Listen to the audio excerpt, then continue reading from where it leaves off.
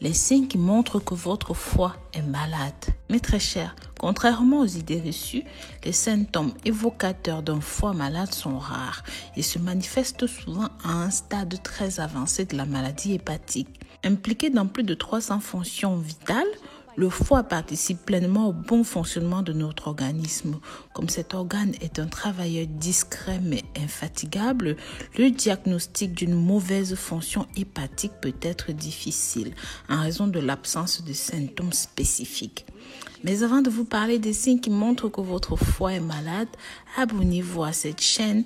Profitez de notre grande expérience en santé naturelle avec près de 2000 vidéos. Nous traitons tout type de sujets et tout type de maladies.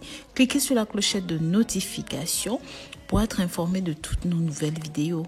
N'hésitez pas à vous abonner. Bientôt, nous atteindrons 2 millions d'abonnés et nous espérons que vous serez de la partie. La consommation excessive d'alcool, les hépatites virales B ou même C, la NASH, ce qu'on appelle la stéatose hépatite non alcoolique, sont responsables à elles seules de 90% des cirrhoses, des cancers primitifs du foie. Dans la vidéo d'aujourd'hui, nous allons vous montrer quelques symptômes d'un foie malade. Voici donc quelques signes à prendre en considération pour évaluer la santé de votre foie. En numéro 1, vous avez le teint jaune. Dans l'imagerie populaire comme dans la littérature médicale, la jaunisse ou ictère est spontanément associée à une défaillance du foie. La jaunisse se survient principalement lors d'une hépatite aiguë virale ou même d'une hépatite A et E ou plus rarement lors d'une hépatite médicamenteuse. Toutefois, la jaunisse n'est pas forcément synonyme de gravité et n'est pas toujours en lien direct avec le foie. En numéro 2, vous consommez régulièrement de l'alcool. L'alcool est l'ennemi numéro 1 de votre foie. Le premier facteur de risque de maladie du foie, si vous consommez régulièrement au-delà de divers standards par semaine, quel que soit le type d'alcool, votre consommation est excessive et vous devriez la diminuer, prendre rendez-vous avec un médecin. En numéro 3, vous cumulez des facteurs de risque métabolique. Que vous consommiez ou non de l'alcool, le cumul de certains facteurs de risque, à savoir le surpoids, l'obésité, le diabète de type 2, l'hypertension artérielle, l'hypercholestérolémie, favorise la survenue d'une maladie chronique du foie. Un âge qui peut évoluer vers une cirrhose. En cas de doute, n'hésitez pas à consulter votre médecin qui pourra vous prescrire un examen complémentaire, une prise de sang pour évaluer les transaminases, les gamma-GT et une échographie abdominale afin de vérifier l'état de santé de votre foie.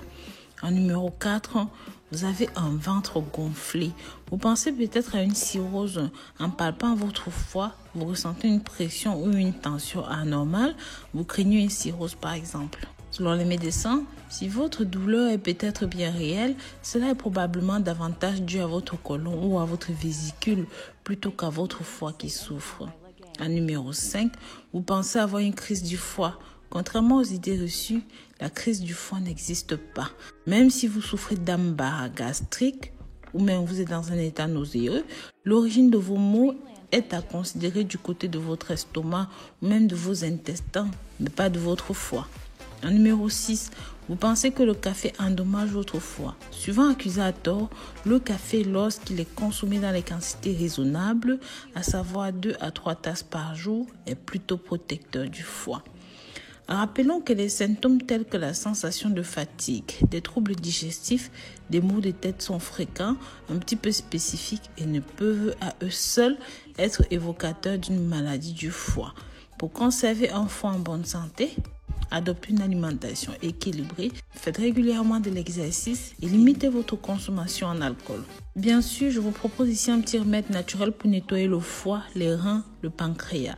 Donc voilà.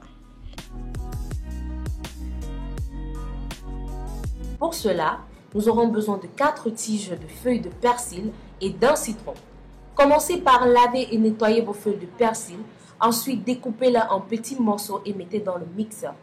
Ajoutez-y ensuite le jus d'un citron et un demi-verre d'eau et mettez le mixeur en marche. Mixez bien les ingrédients pendant au moins 2 minutes jusqu'à homogénéité totale et votre boisson est prête. Buvez ce jus 2 fois par semaine pendant 1 mois. Mes très chers, je vous dis à très bientôt pour de nouvelles vidéos. Si jamais vous n'êtes pas encore abonné, n'hésitez pas à vous abonner. Si vous ne connaissez pas le site rosemooneyfashion.com, n'hésitez pas à jeter un coup d'œil là-dessus. Je vous dis à très bientôt. Bisous.